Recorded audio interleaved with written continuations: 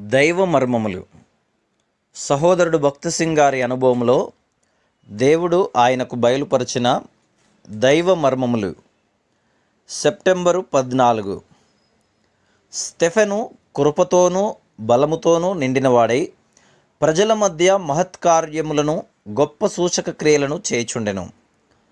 మాటలాడుటయందు అతడు అగుపరిచిన జ్ఞానమును అతనిని ప్రేరేపించిన ఆత్మను వారెదిరింపలేకపోయిరి. అపోస్తలుల కార్యములు 6వ అధ్యాయము 8-10 వచనములు. అపోస్తలుల కార్యముల యందలి ఈ భాగము నీవు నేను ఎట్లు పరలోక సంబంధమైన ఖ్యాతి నిత్యమైన పేరు నిమిత్తమై ఎన్నుకొనబడితిమో చూపించును. ఉదాహరణకు, కొంతమంది విశ్వాసులు ఒక గ్రామంలో జీవించుచున్నారనుకోండి. నీవక్కడికి వెళ్ళి మీరు సుబ్బారావు నెరుగుదురా అని ప్రశ్నించినచో వారు లేదు అని జవాబిచ్చెదరు. అది కుగ్రామమైనప్పటికీ అతని పేరు తెలిసిన వారు బహు కొద్దిమందే ఉన్నారు. అయితే అట్టి వ్యక్తి దేవుని చేత ఏర్పరచుకొనబడినప్పుడు సంగతులు ఎంతో వేరుగా నుండును. అప్పుడు నీవు పరలోకమునకు వెళ్ళి ఏ దేవదూతనైనా సుబ్బారావును మీరు ఎరుగుదురా అని అడిగినచో ఆ దూత నేనతనిని బాగుగా ఎరుగుదును అని చెప్పును. నీవెలాగూ ఆయనను ఎరుగుదు అని నీవు ప్రశ్నించగా అతడు మా పరలోకపు రాజు ద్వారా ఎన్నుకొనబడి ఉన్నాడు, ఆ ఏర్పాటును గూర్చి మా రాజే మాతో చెప్పి ఉన్నాడని చెప్పును.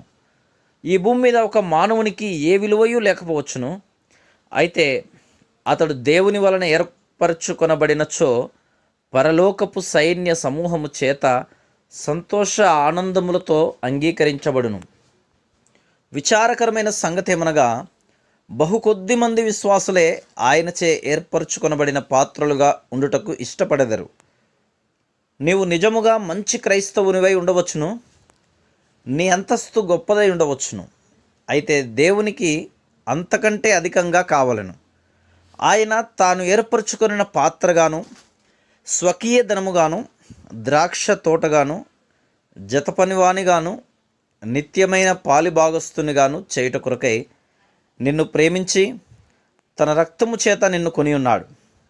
అయితే అవసరమైన మొదటి యోగ్యత ఏమనగా, అంతస్తులకై పని చేయకుండా స్టెఫను వలె మనం ఉండవలను. కొంతమంది ప్రజలకు ఏదో ఒక స్థానమునిచ్చినచో రాత్రింబగళ్ళు పనిచేయుదురు.